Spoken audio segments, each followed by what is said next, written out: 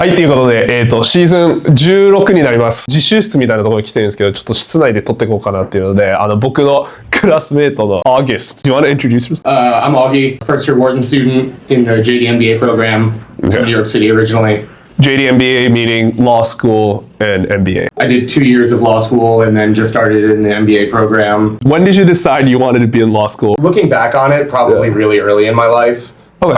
Both my parents went to law school. I kind of grew up around that world. So I guess in some ways it's been coming for a while now. Okay. But the actual decision to apply, I got pretty late. I just didn't want to recruit for investment banking and go through that whole grind. So it was only during college that you sort of decided you want to go to law school? I didn't enter college thinking I'm definitely going to law school. Okay. Yeah. You had the option back in your head, but like you weren't sure. I think personality-wise, background-wise, it always made sense, but it wasn't something I really decided on doing until like junior, senior year of college. Is there a certain field that you want to be in? Kind of the two big broad umbrellas of like legal work are litigation and then like transactional or corporate work. Okay, corporate lawyers. Okay, Yeah. And then, there's like tax and trust and estate. But what's your goal? So my goal is to do corporate, like corporate. Work. So not the guys that like get up in court and argue like you would think of in a TV show. Yeah, I'm a citizen of Japan, so I never have to worry about this. But if you're a foreigner in Japan, there's a rule that you have to have your resident card. You get like a foreigner's resident card. You have to have it with you at all times. People just come up and check you? Yeah, they have a whole concept in Japan where officers can just come up to you and just randomly body check you. Okay. And they have to ask you for ID. And if you're not a citizen and you're a foreigner in Japan and you live there, you need your resident card like with you at all times. It's a law that when I was thinking about the US, right, with the whole Trump administration right now, there were some, when I was coming to the MBA in summer, there was a whole conversation around like, should I have my passport with me at all times?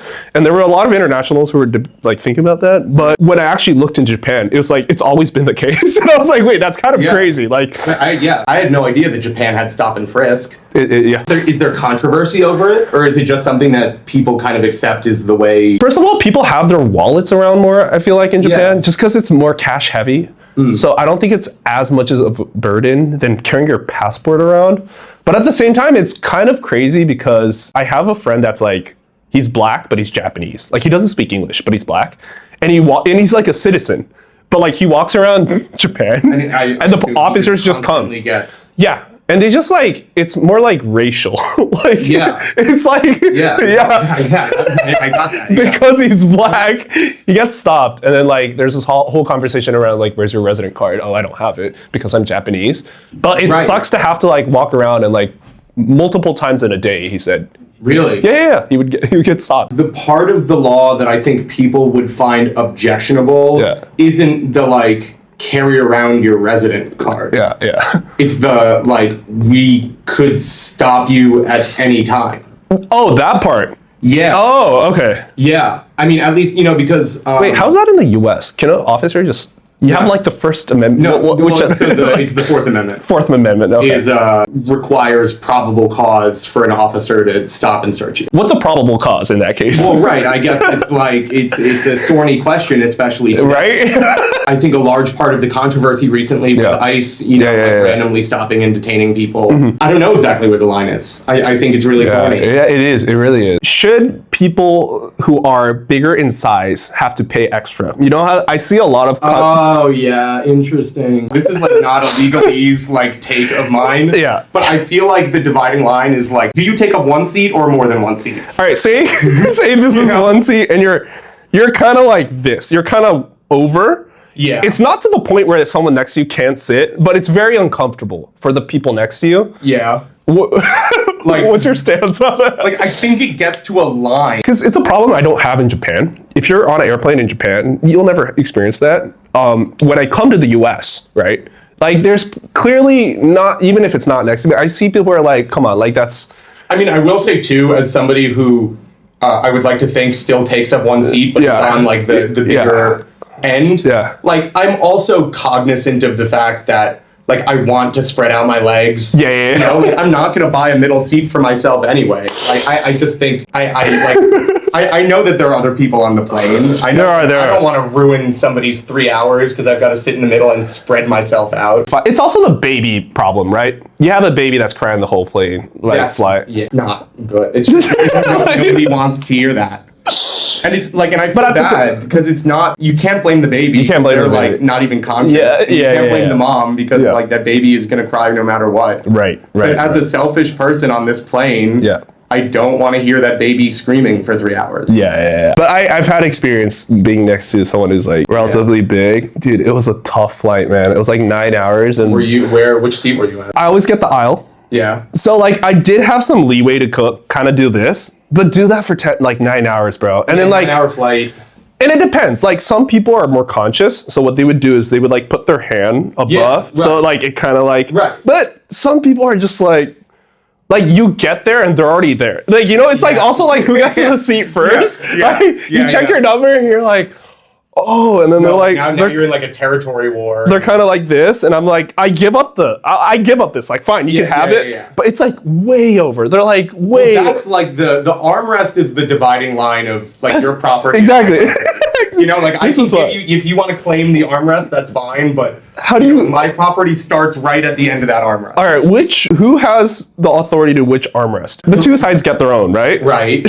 Whose do these belong to? It's tough. It's tough. Do you claim it? If you're in the middle seat, do you claim it? I don't know that claiming the armrest is my number one priority on the plane. Yeah. You know, like I'll cede the armrest if I could like scoot my knee over a little bit into your territory. You know? So I'll give you this. Yeah. Do you know what I do?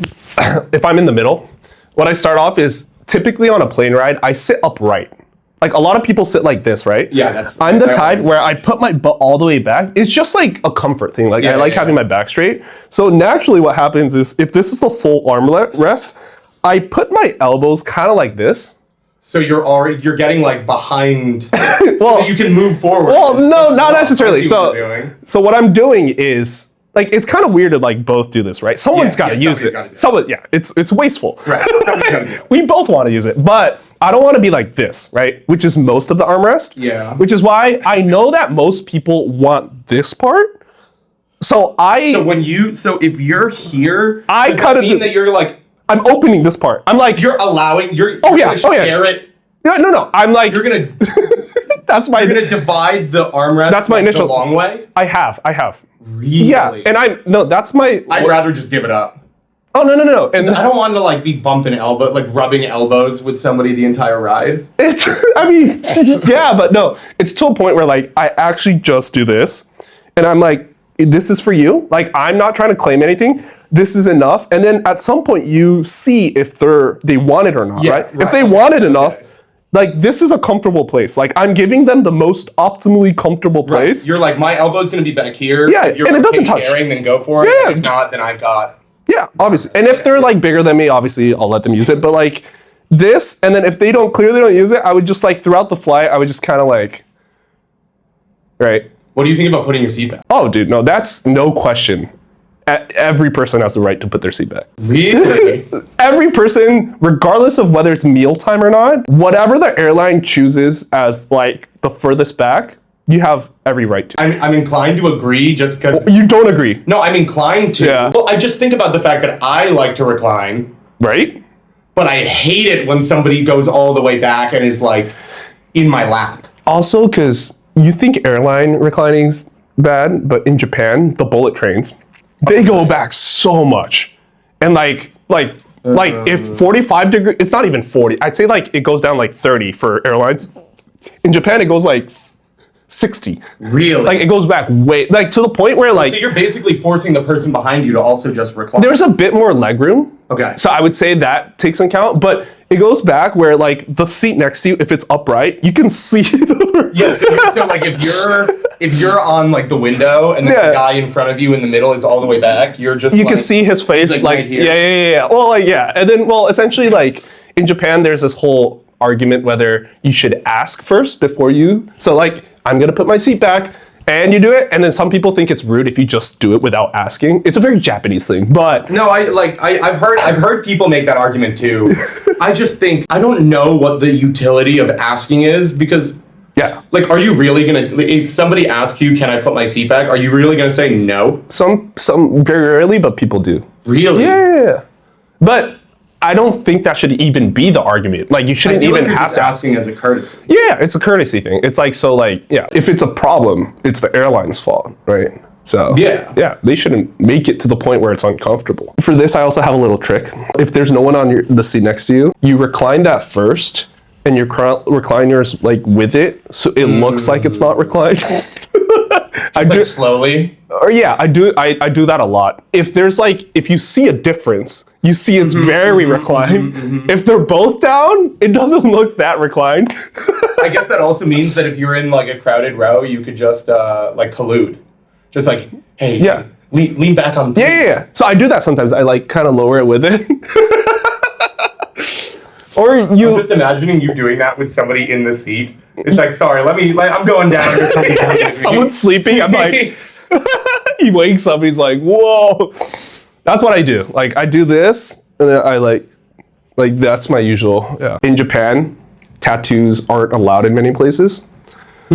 Commonly public baths, where like your full body out. A lot of places are strict, especially. Well, nowadays a bit better, but still. It's because of like the Yakuzas. Yeah. And they have like all the imprints on their back. Still to this day, a lot of gyms have a no tattoo policy. Any tattoo. Any tattoo.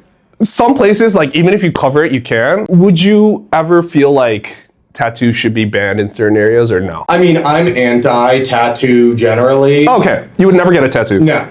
Oh. No, I would never get a tattoo. But I would also never like not be friends with somebody because they had a tattoo. Yeah. Or say that somebody should be banned from somewhere because they have a tattoo. Yeah, no, same. I don't have tattoos, but I would get one if there's something that's memorable. I wouldn't mind. My thought has always just been like, if it's memorable, I'll remember it. No. Oh, for sure. It's like the one, like I get like when the Olympians get like the Olympic. Yeah. I get like that's a flex. You want people to ask about it. Yeah. Like I get that. It's weird. I feel like Japan's changing, but at the same time, a lot of people are scared of change just because there's a lot of foreigners in Japan. So a lot of the rules are changing right now. Honestly, I feel like no tattoos in the gym is a bit of a stretch. Yeah. It's a bit too much. I understand where it's coming from. Like, and I've been in public baths where there were clearly Yakuzas. Like, it's kind of scary. Like, it's all like full body color.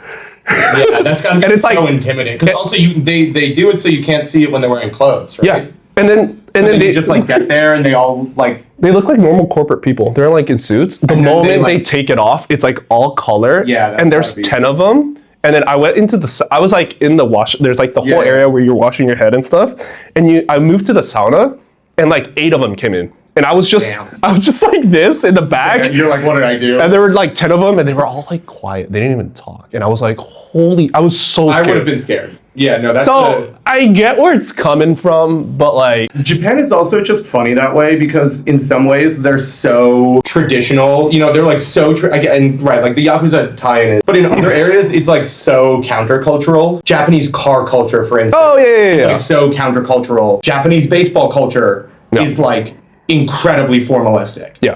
And it's just crazy to me that that a country with such strong like deep values can be so on the extremes one way or the other depending on like which hobby you share with the other people. That is true. Japan's in a really interesting time right now where a lot of the values are so old school, but at the same time, the moment you land there, it's all foreigners. So like the gap between the people who are there and the culture and the environment, there's a huge gap. There's like problems about foreigners writing stuff on temples, like historic temples, like slapping deers and stuff at like national. Slapping them? Or like, because the deers can get aggressive. So there's like a lot of like inbound tourists who just like treat them poorly or like, well, again, like there's a huge gap and like a lot of Japanese people are like really pissed at foreigners. Yeah. Which even like for the good foreigners who are like behaving properly, like they're having like a hard time living there right now just because like it's happening so fast. Yeah. Like the yen is really weak. Like a lot of tourists are coming in just because it's like a great tourist spot. Even the US is experiencing that. especially with under Trump right now, they're like, no, like screw internationals, like Americans come first. We're in a big political divide, I feel. It feels like it. Yeah, like, it does. You know what I mean? Like, yeah, it does. Once I feel like one nation starts doing it, it kind of like transcends to other countries as well. I think so. Yeah. Being in specifically, I can't speak for other countries, but Japan and the US and going back and forth. Right now, of the many years that I've been in both, it's like the biggest divide, I feel. Also, at least online, you see a lot of the like really staunch America first people. Oh yeah. Talking about wanting to be like Japan. Oh, interesting. Because they see Japan as this country that's like culturally in sync and more like homogenous in terms of values, historically lower crime rates, and like much less tension internally between like Japanese citizens.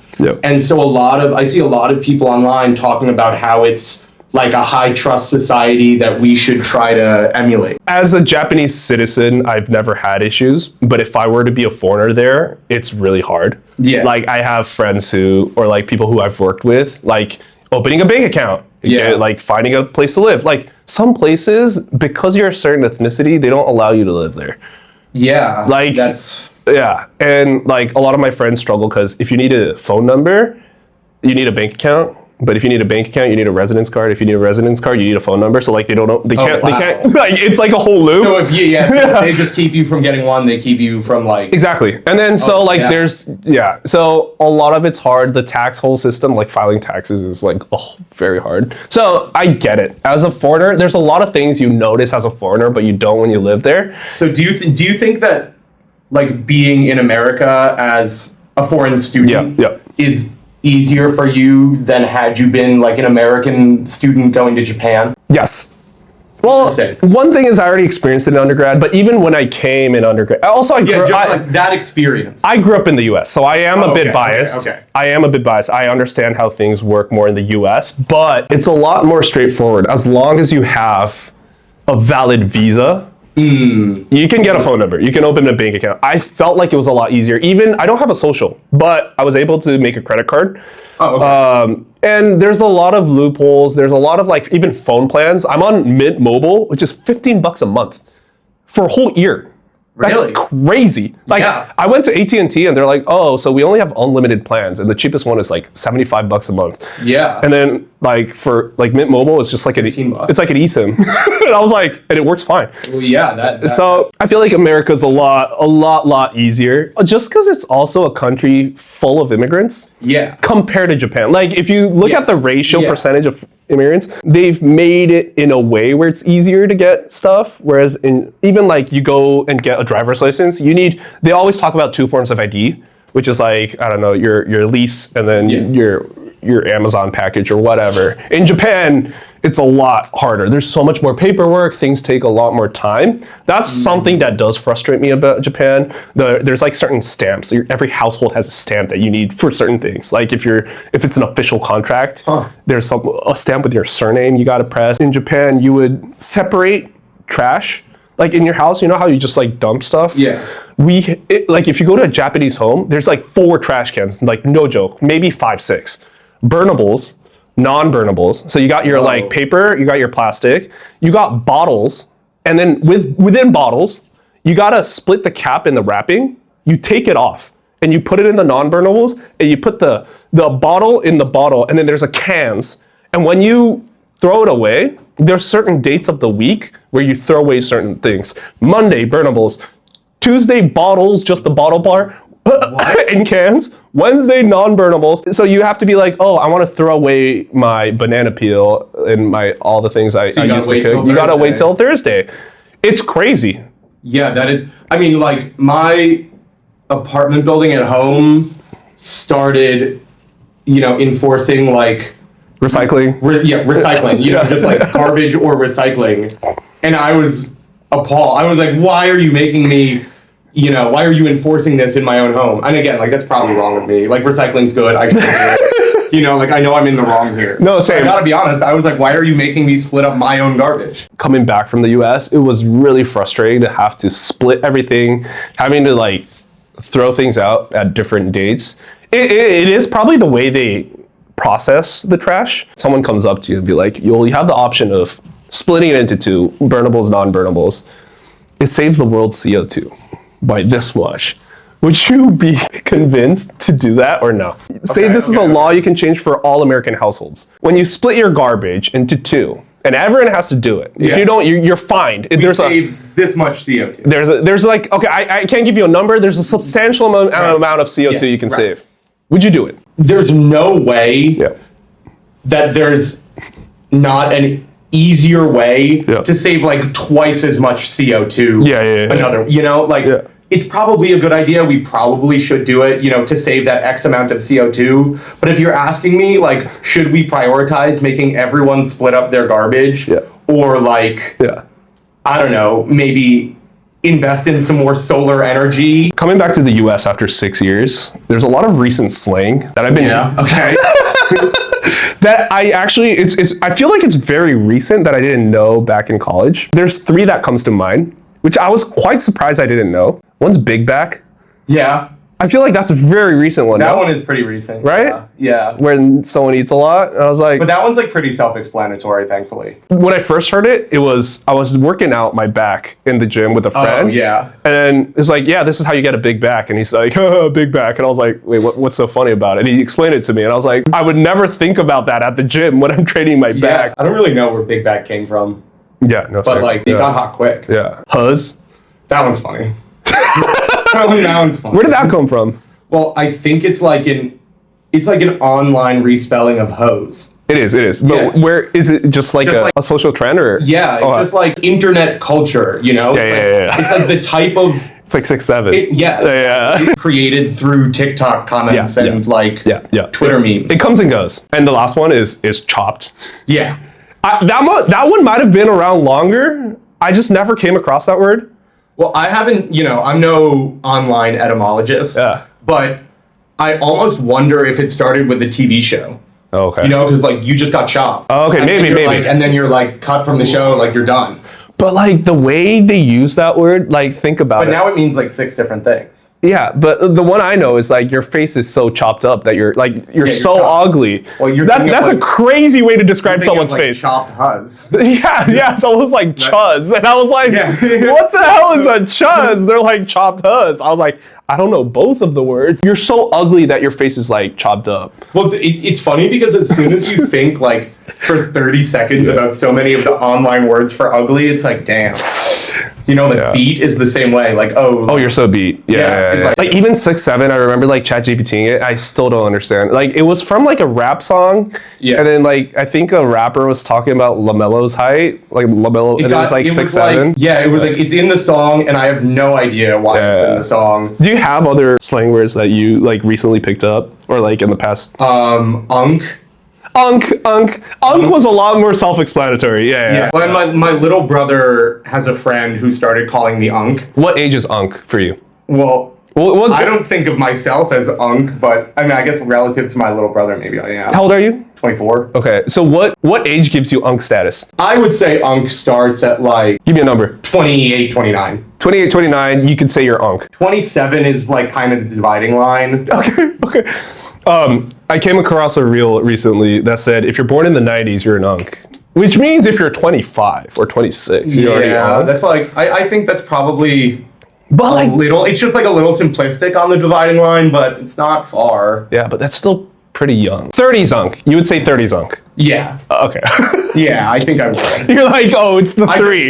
I think the 3 makes it definitive. What if you're 40, 50? Are you past Unk? Is there a point where you pass Unk? I feel like you're at an age where this vocabulary shouldn't even be used to, you know, then you're just like you're like Mr. something. You're Mr. something. You're like an actual person. Okay.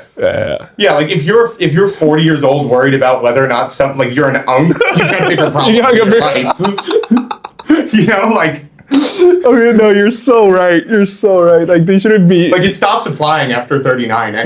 That's so true. What are your thoughts on tipping? It's a very American thing. Yeah, well, I know that other places just don't do it. It's extremely American. I'm down. Like, I would be down to get rid of it. Okay, completely. Well, I would be down to get rid of it. Like this whole new thing with the iPads at coffee shops, you know, like don't ask me for a 25% tip on a $5 coffee when you handed me a cup and I filled it myself. Say they give you a cup and you fill it yourself. What percent tip do you give? 0. Okay, no, okay, I'm with you.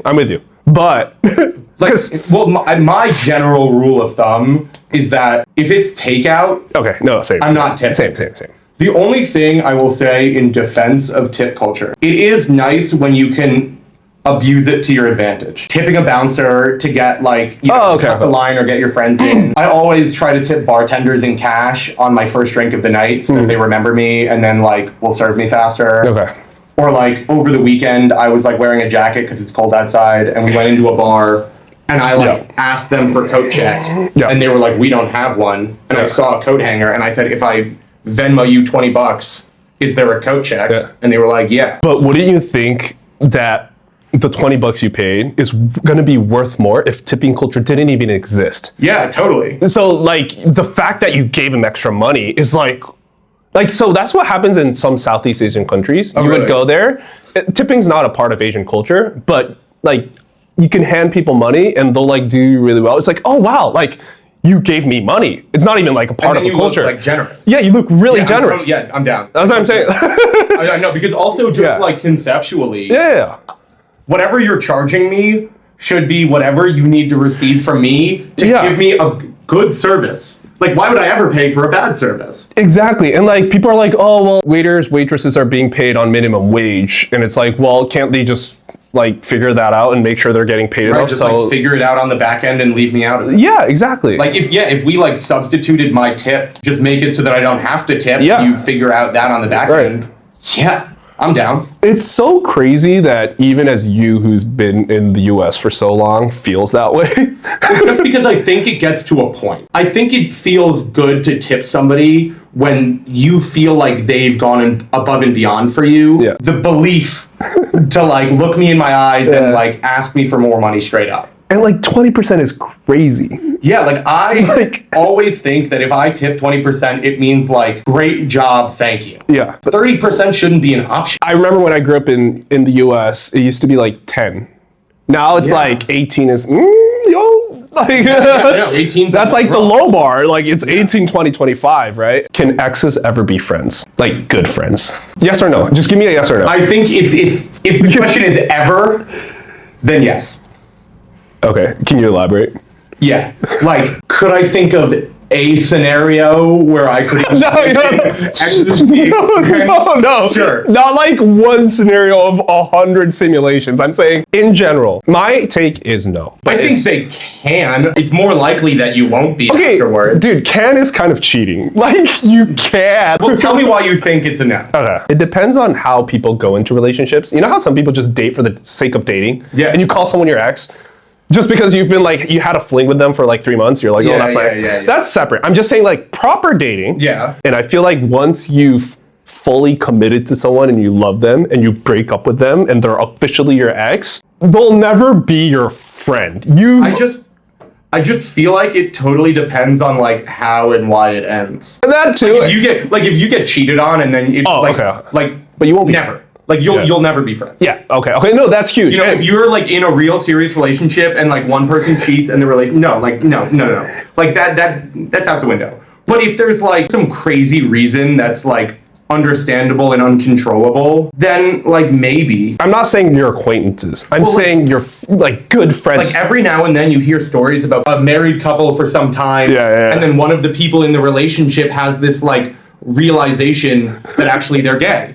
And then like then the marriage has got to end. So those are the scenarios that I would say. But like I think those people could totally be friends, right? Yeah. Okay. So see, now we're talking about like a very specific scenario when you marry. I was like, can? yeah. See, that's what I'm saying. You're right, and I think most people who are watching this would side with you. Like, and I think it's also a male-female thing. There's a different side to that too. I think most guys would probably say no. Yeah, because guys, I feel like, you know, guys and girls, the way we engage in relationships are also probably slightly different. And I would agree, like most people would say, yes, you could be friends. I think that's like generally the consensus.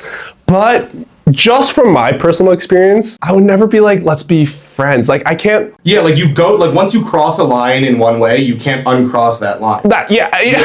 I agree with that. You can't eat something and really enjoy it and just put it down and like forget that you really enjoyed it. And also know that other people are going to be enjoying it instead of you. Yeah. And so like even if you're like the nicest, like most respectful, like least jealous person on the planet, it's human psychology. It is. Like, you know what that is. Again, the key point here is friends. Like, you're actively texting them. You're like, yo, let's grab beer this Friday. It's like, that's my point. I think it would be tough. There's also a time factor. Right. Like, I could see it happening, but it would be tough. It'll be tough. What you're doing is being friends with a completely new person. Yeah. You know, like it's like a different person. You're kind of acting. Right. You know, I'm pretending that you're not that other person. No, that's a really good way of saying it. Yeah.